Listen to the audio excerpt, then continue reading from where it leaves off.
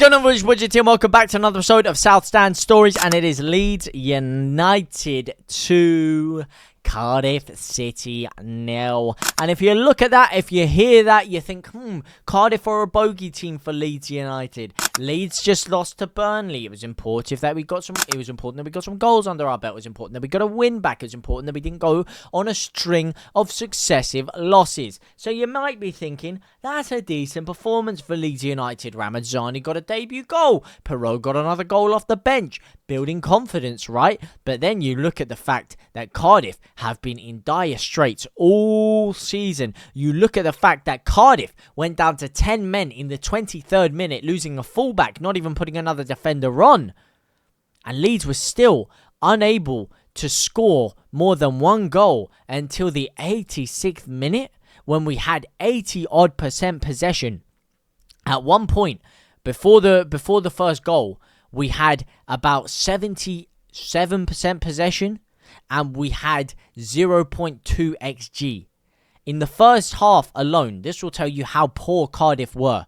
They had 112 passes, and they had 54% pass accuracy. They were giving the ball away left, right and centre. And yes, you could say Leeds were pressing them high. Players like Brendan Aronson and Ramazani and Joseph were forcing them to lose the ball, forcing them to be in uncomfortable situations where they gave the ball straight back to us. Yes, I do understand that point, but at the same time, 54% pass accuracy is absolutely embarrassing. And the fact that a side that poor, with 10 men, were able to hold us off, were able to sit that comfortably to the point where in the 85th minute, they came forward with a set piece from a throw-in, one looping throw-in, and it actually seemed like there was a chance Leeds might lose this match, or lose the 3 points. That's poor. We should have had the game wrapped up so long before that. It shouldn't have been a conversation. It shouldn't have been a situation where we're going into the last couple of minutes of the game hoping to nab a second goal. We had so much of the ball, we had so much possession, but it was all passive. There was no actual creativity to break a side down.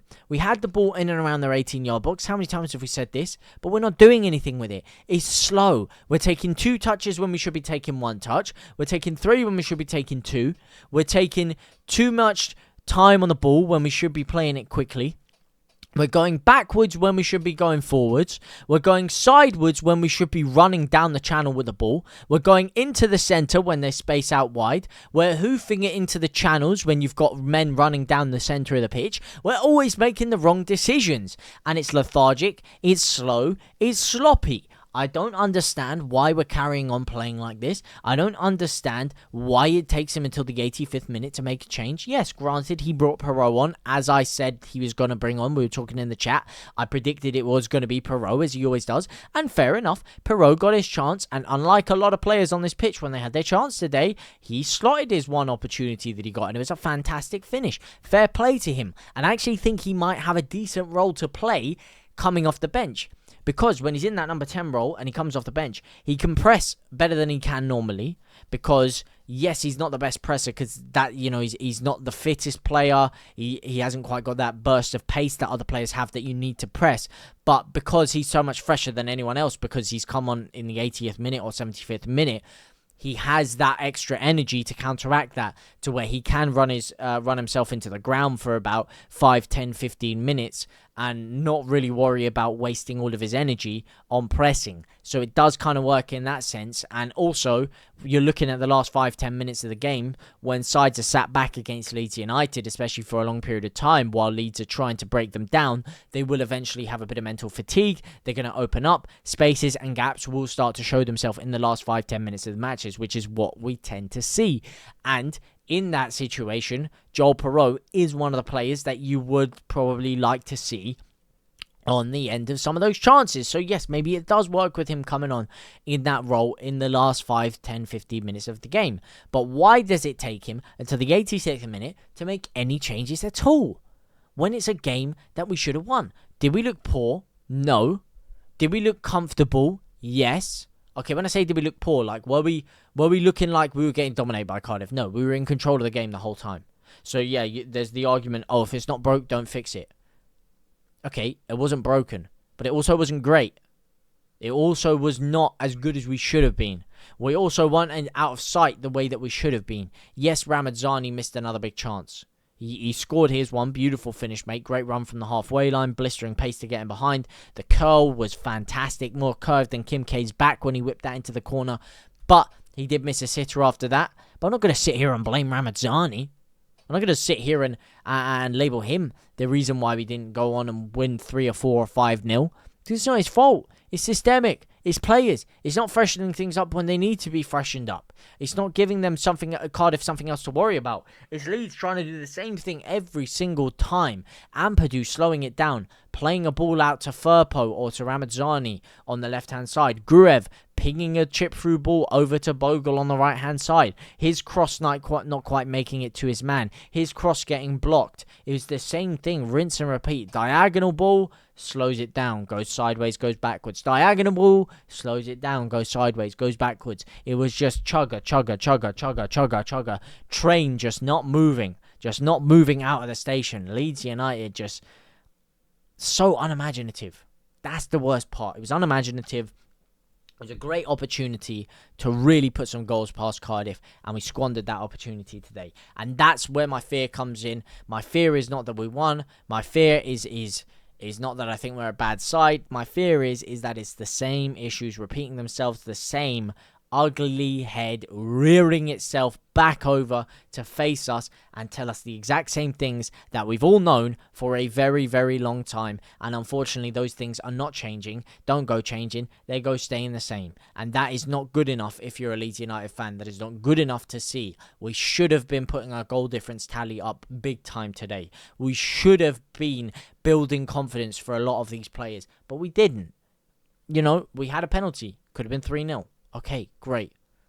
But aside from that, we had one big chance with Ramadzani, a big chance with Aronson, where he kind of squandered it. We had another big chance, another decent chance that Ramadzani kind of made by himself for his goal. We had the penalty, and we had Perot's chance, which was a very decent chance again. Aside from that, clear-cut chances. Not enough of them.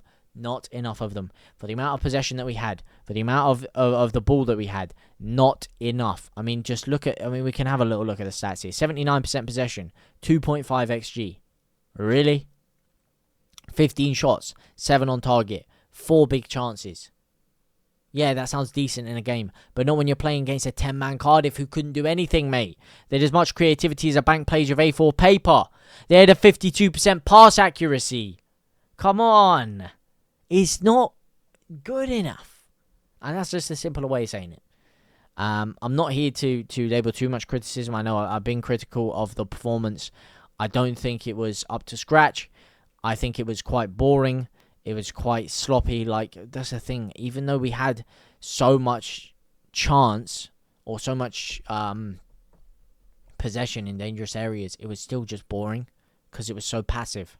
Because there's no actual, there's no fight to it. There's no energy. There's no explosiveness. You just know what's going to happen. And even out of those XG that I said, that 2.5, 0.8 of that is Pascal Stroik's penalty. So you can scratch that off instantly. From open play, we had what? A 1.7 XG? Come on.